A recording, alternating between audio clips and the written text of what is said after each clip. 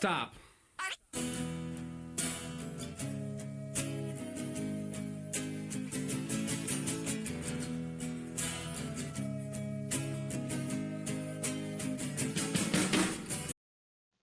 Alrighty, what is going on, guys? Welcome back to CTE. I'm Henry. This is Theo. What up, you cucks? Welcome back. Today we're gonna be doing the UFC 297 predictions. Decent card, not great, but not terrible either. Got some pretty fun fights on the main card here that we're gonna be talking about. But before we get to that, two massive fights just got announced. More will probably be announced by the time this video goes up. We might as well talk about it real quick. First, we got UFC 299 5-round co-main event. Dustin Poirier versus Benoit Saint-Denis. Crazy fight. It's Super excited. The fact they put it on 299, kind of surprising. Yeah. When it first got announced, I thought it was on 300 along with the other fight we're going to talk about after this. But yeah, insane. The fact that Dustin Poirier took a fight outside the top 5 at lightweight. Congratulations. He's not stuck in limbo with where he's fighting Gaethje, Chandler. The rotation. Everyone knows what I'm talking about. Where Poirier won't fight anyone outside the top 5. So when I saw that, I was like, what? Like, holy shit, no way. After that video came out of him talking about where he was kind of in a weird position, Yeah. I felt that he was going to have to. Yeah. He was going to have to suck it up. He's definitely bummed he ain't got no money fight, no Nate Diaz fight, no Conor quadrilogy.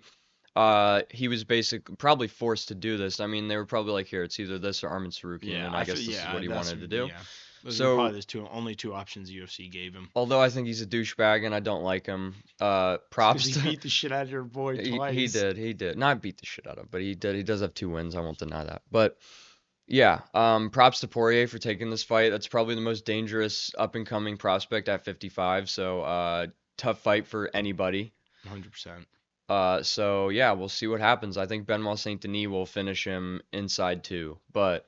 I mean, yeah, it's going to be a tough matchup for Poirier, but props to him for taking the fight, and we're going to see what's happened. Yeah, man, 299 is shaping up to be an all-time classic card. Yeah. They better do something about 300. Yeah, man, they can't stack 299 like this and then have 300 be lackluster, which I have a feeling is what's going to happen, unless Dana has some surprises for us, but like we've been thinking about it. There's not a whole lot of options left. I'm not going to dive too deep into that, but you guys know a lot of the champions are booked, and there's not a whole lot of options left for 300 other than Leon Bilal. So we'll see what they end up doing. But anyways, Uncle Dana will do it right. Yeah, we're waiting on those announcements for 300. But a fight that did get announced for 300, first main card fight that's been announced is Charles do Bronx versus Armin Tsarukyan, title eliminator, #1 contender fight. Winner gets Islam in the summer, is what Dana said. So I don't know if they're skipping Gaethje or if Gaethje will fight Islam on but Dana said Islam's hurt and he won't come back till the summer. So if he fights on 300, he won't fight in the summer. So I think the winner will get Islam probably in July, I want to say. So I guess they're skipping Gaethje. Gaethje might be fighting Max at 300. I don't know. We'll see what they end up doing. But anyways, yeah, Charles versus Armin's a great fight. Yeah, I'm so super good fight. I think that's the worst fight for Armin though, out of anybody. I'm sure he would have rather fought Poirier. 100%. Because I think he would have steamrolled Poirier, but the fact that he's fighting do Bronx, like that's a bad matchup. I mean, Poirier would have been a much better matchup, and much easier matchup for him to get to the title. Because if he beat Poirier, they were gonna probably give him the title shot. Yeah, it would have been #1 contender. Exactly. Same shit as it is with Charles. It would have been a much easier fight for him. Now that he's fighting do Bronx, de Bronx's ground game and all that is going to neutralize Tsarukyan's. Like, Tsarukyan's good on the ground, but he's no Charles do Bronx. No. So it's like, and I know people will say, oh, well, Islam dominated Charles and Armin pushed Islam to the limit. Well, yeah, that was years ago. That was a long time ago. Yeah, that's not the same Islam. You can't. No, it's not the same Islam. It's not the same Charles. It's not the same Armin. And people love to count out Charles and stuff, but I think this is a good stylistic matchup for Charles. Tsarukyan's tiny. People don't realize how tiny this dude is. He's like 5'7". He's really small. He's really thick, and he's fucking whatever. He's built and shit. He's like Michael Chandler kind of, but even a little smaller than Chandler, I think. Right. But do Bronx is a huge lightweight. Do Bronx has fucking super long reach. He's tall. He's got really long legs.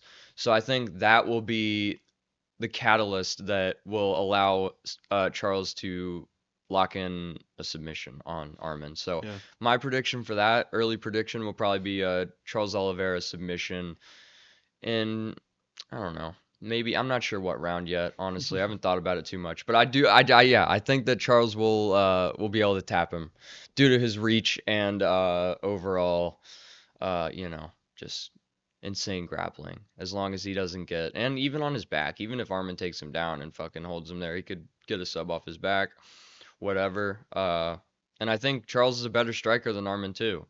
So I think Charles will crack him on the feet and lock up a guillotine and put him to sleep.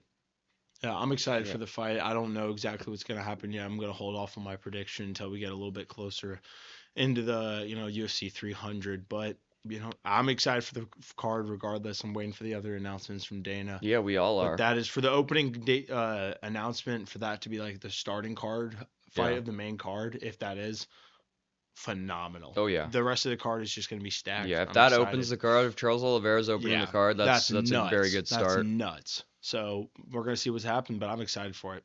UFC 300 main event prediction. It's either going to be Pereira Jamal Hill or it's going to be Pereira versus Izzy 3. That's my prediction for the main event. So we'll see what happens. Izzy's looked pretty big in pictures on social media, so got a feeling he may be bulking up for a trilogy. I have a feeling he's just enjoying vacation. We'll see what happens, but I mean, I'd prefer to see Izzy Hamzat myself, but Yeah, either way, regardless, as long as we see him on the card. But anyways, let's hop right into the UFC 297 main card here. We got our opener of the main card. We got Arnold Allen, number 3, taking on undefeated number 9 Movsar Evloev in a pretty important fight at featherweight. I'd say if Evloev wins, he's probably next in line after Topuria for a title shot. So, I mean, either one who wins, I feel, would be next. yeah, I mean, Arnold Allen is coming off the loss to Max Holloway, so I'd say he probably has to win one more after this. Yeah. But then again, a win over an undefeated guy in Evloev would be good for his case, indeed. Yeah. So. You lost to Holloway. That's Holloway, Exactly. Yeah, That's a that's much true. different Yeah, fighter. nobody beat unless you're Volk. Nobody beats Holloway. Everybody knows that. Like you said, he's the gatekeeper of 145. But and Arnold Allen put up a good fight. That was one of the better fight night main events of 2023. That was a fun fight. And obviously Max got the decision, but Allen looked good, and that's not a very good style to compare to Evloev, obviously, Right, yeah. who's just probably one of the best, if not the best grappler at 45. Basically like 45 Khabib. The dude is just, relentless with the grappling and very hard to. His pressure. His cardio, his pressure It's is scary. insane. It's scary. His striking is not great. It's not bad, but obviously he's more so of a grappler. And Arnold Allen's never fought a grappler of this status. I mean, Arnold Allen's barely really even fought any grapplers, honestly. I mean, he's coming off the fight against Max Holloway. He fought Calvin Kattar, who's a boxer. He fought Dan Hooker, who's a striker. Sadiq Youssef, who's also a striker. Like, Arnold Allen's just fought a bunch of strikers. Yeah. So now they're throwing him in there against one of the best grapplers at featherweight. So I think that at the end of the day, as good as Arnold Allen is, undefeated Movsar Evloev is probably just going to grapple fuck him and coast to a decision. So I don't think he'll finish Arnold Allen, but I think 29-28, maybe 30-27 decision for Evloev. So that's what I'm gonna go with that. Yeah, I mean, I'm gonna have to agree with you there. I just think Arnold Allen has not fought any striker. I mean, sorry, any Yeah, no one's tested his. I mean, he has good, like 76% takedown defense, but that's against strikers. Exactly. So and it's- if you watch it in his last fight, he got taken down by Max Holloway. Exactly, So yeah. it's like if Holloway's being able to, I know it was like It's not a good towards sign. the later end of the fight, and they were both tired. But it's like if Holloway's able to take you down, what do you think Evloev's going to do to you in those later rounds when you're exhausted? Exactly. Like, I just think, I think his pressure, his ground game is just going to be too much, and he's just going to wrestle fuck him. I could see him getting a finish here, but again, I do agree with you, and I think he's just going to kind of use it to coast to a win and take the decision. Yeah, no, 100%. And it's just a good matchup. Both 29, both up and coming guys in the division. Evloev's first chance to crack into the top 5. Exactly. So. And this could be a good case for Arnold Allen to prove that his ground game is up there. Yeah, and he belongs in the up there top. in the upper echelon of the division. So If he's able to I know smash- Evloev did have that fight against Lopez on short notice where he kind of got not fraud checked, but Lopez put up a great fight against him on short notice. But I think Diego Lopez is a fucking problem at 45, and he'll be ranked very soon. So, and I think we may even see that fight again down the line. So, but Definitely. anyways, yeah, we're both taking Evloev.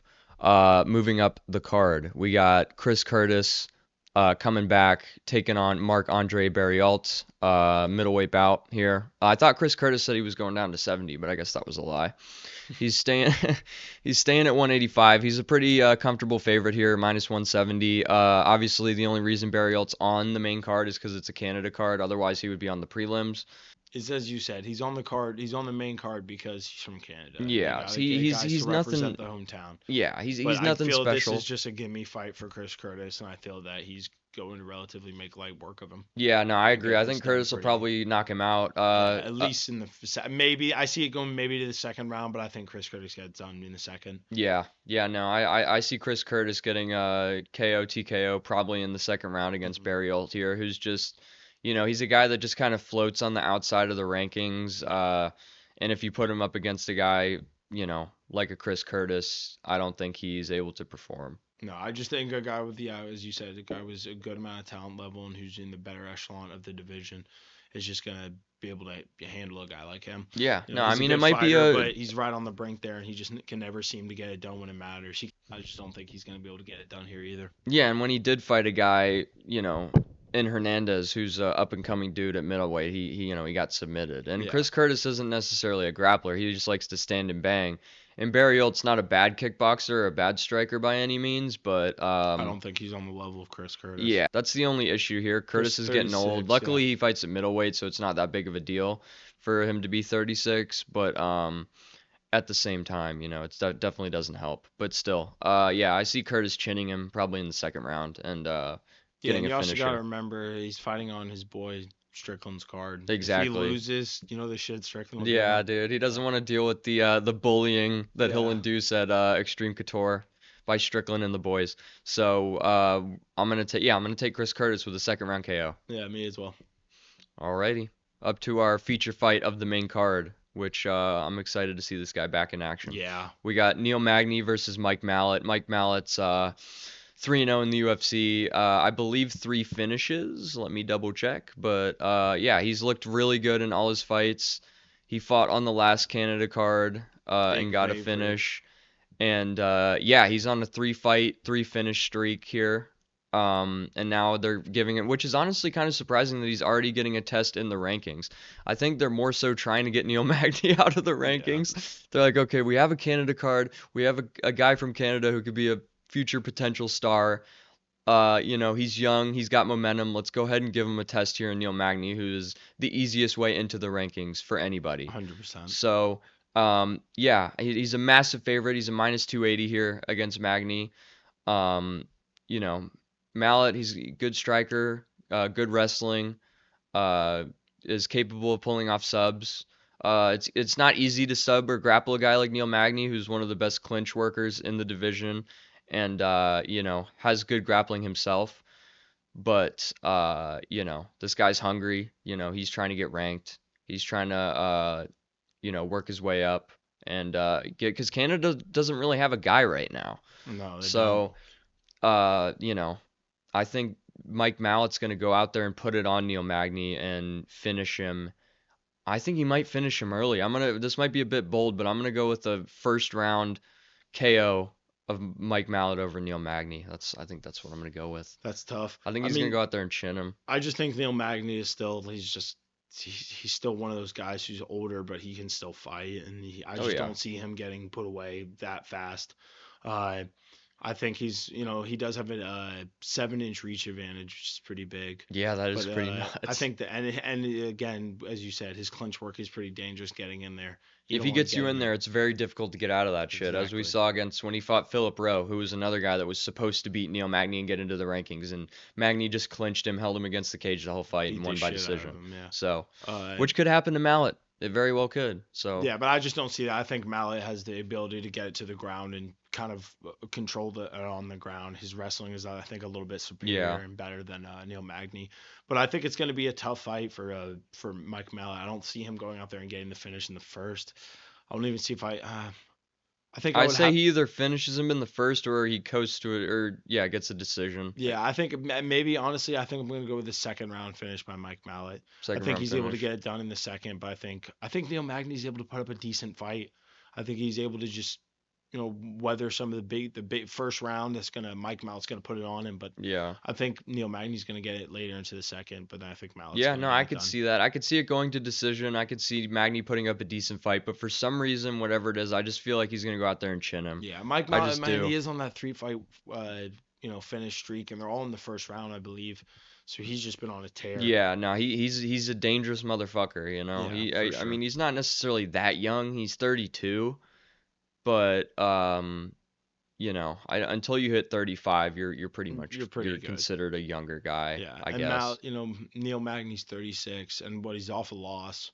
So I believe so. I don't. Let me see. Who did Neil Magny fight last? Was it Ian Gary? yeah, it was Ian Gary I he want to just say butchered. Ian Gary just it was. butchered Yeah, him. it was the absolute butchering that Ian Gary did to him. Yeah. So I mean, after that fight, I don't know, man. Yeah, that's another reason why I think Magny's just or Mallett's gonna go out there and just chin him. So I'm going with Mike Mallett first round KO.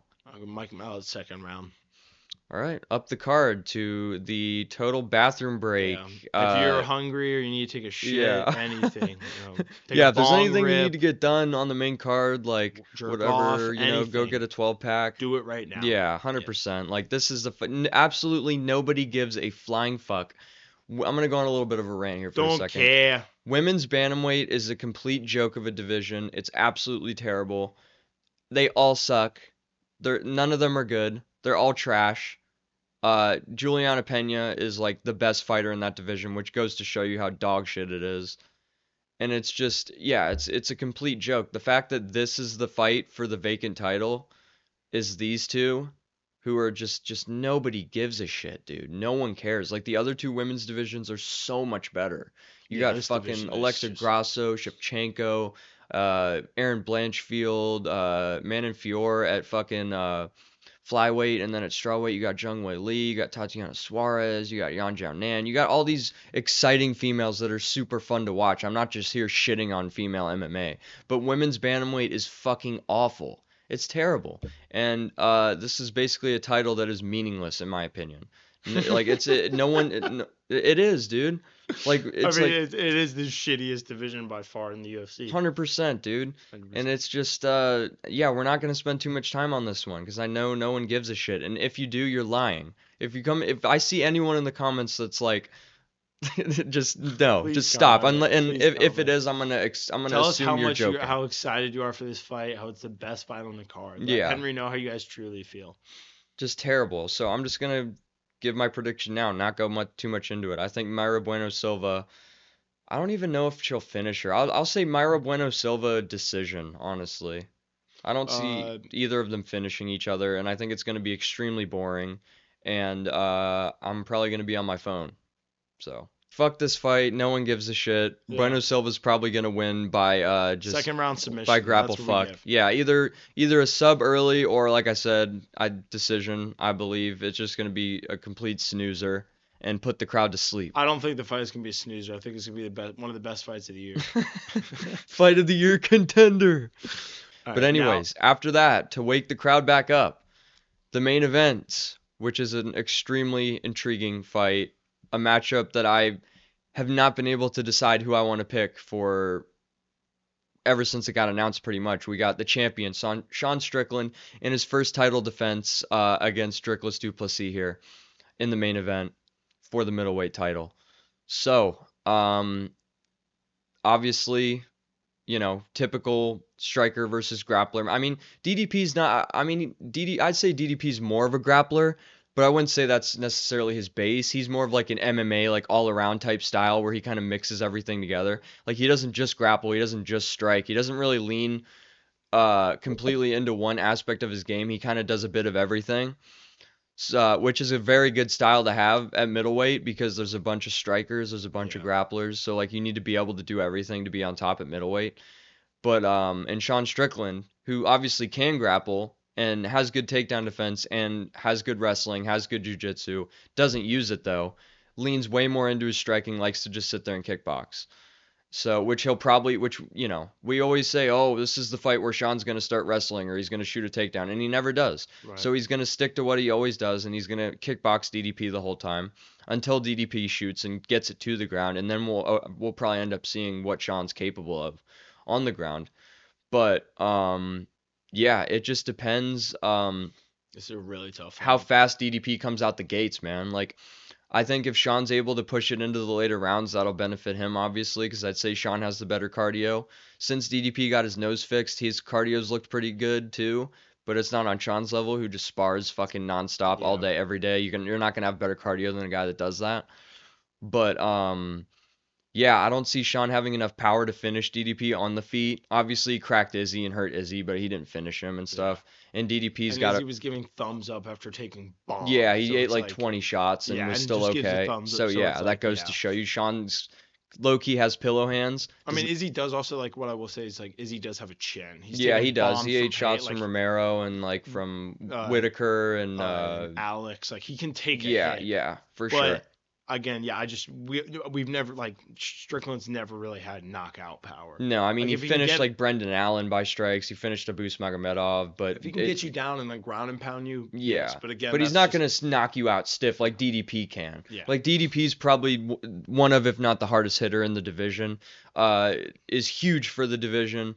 Has a perfect build for the division. Is Yeah. just all the advantages physically over a guy like Sean. But Sean has looked insanely like in very, very good shape in recent pictures. He looks jacked So and shredded. just absolutely shredded and ready to go, which is awesome.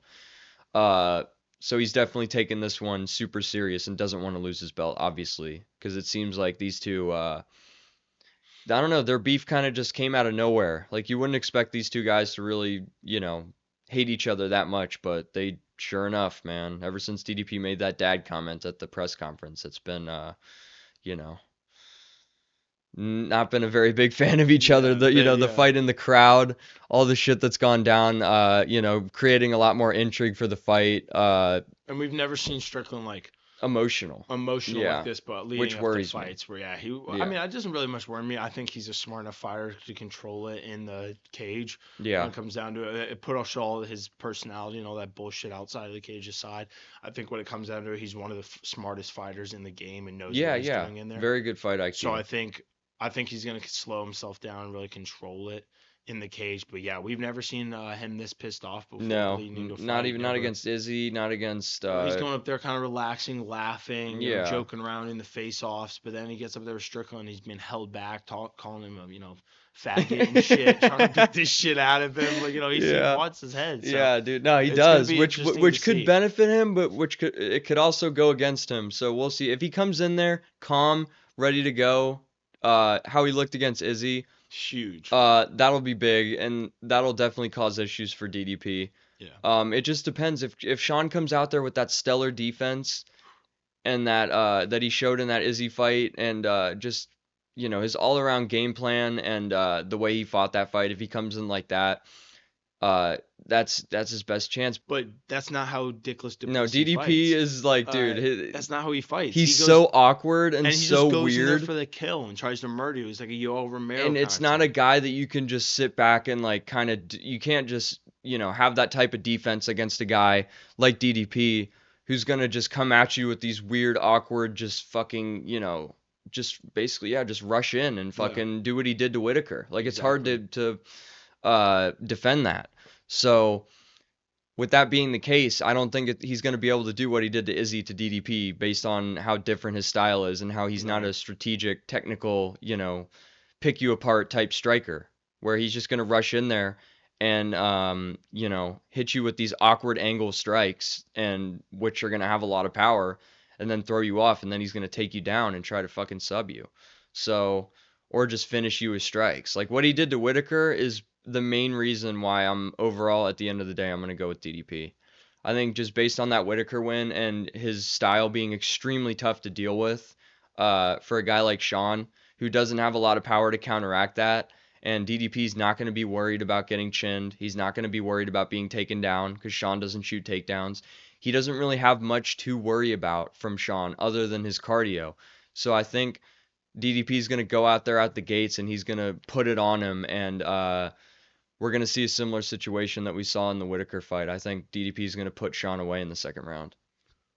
Very good point. I think with what you said, I'm going to use Sean's performance against Izzy to counter that. No one thought he was going to do what he did when he went out there and put Yeah. on Izzy. Nobody in their right mind expected him to No, drop it's a Izzy. plus 600. So I think that with that, I think what you said with Dickless to Pussy, sorry, not being worried about getting chinned and going in there. I think he's going to go in there, and I think he's going to underestimate Strickland's striking and his ability to find that chin. I think Strickland's going to catch him on the chin, and then put him down and then finish him on the ground. You think a Strickland finish? Yeah, I'm going to go That's with a bold. Strickland finish in the third round. If I was he's going to go able Strickland, I weather. would probably say decision, but I mean, I No, get I'm going to what go you're with a saying. Strickland finish. I'm going to go with him being able to weather the first 2 rounds, and Dickless to Pussy gets tired, and it takes him into the third and finishes him on the ground. That's what I'd like to see. Like it kills me to pick DDP. I don't want to pick DDP, but Well, I you don't bring let a my great bias point. base who I'm gonna pick. So I gotta go with DDP. That's what my gut's telling me, and I think at the end of the day, that's what's gonna happen. I want nothing more than Sean to win. I love Yeah. Sean, but um, it's the fight I'm game. gonna go with the Strickland fourth round finish. I'll go fourth round. I'm gonna All go right. with the fourth round. Fourth round finish for Strickland. All Ground and right. pound. We're divided on the main event. Okay, we're going to run through the picks real quick. I'm going with Movsar Evloev. I'm going Chris Curtis, Mike Mallot, Mayra Bueno Silva, and Dricus Plessis. Those are my picks. And I'm going Evloev, Chris Curtis, Mike Mallot, Bueno Silva, and Deshaun Strickland. All right, boys. The picks are in. We will do our breakdown as we always do for cards. Probably the following day, maybe the 21st, 22nd, whatever. We'll have that video up. And yeah, we'll see how it goes. We'll see how well we do on the card. Let us know in the comments who you guys think's gonna win, who you got in that main event. If you disagree with any of our other picks, state your case. Let us know what you think. But yeah, boys, the picks are in. And that'll do it. We will see you fuckers in the next one. All right, make sure to like and subscribe as always. Follow the YouTube and the TikTok and Instagram pages, Cage Talk, everything. And yeah, we will see you next time. Alrighty, boys. Peace.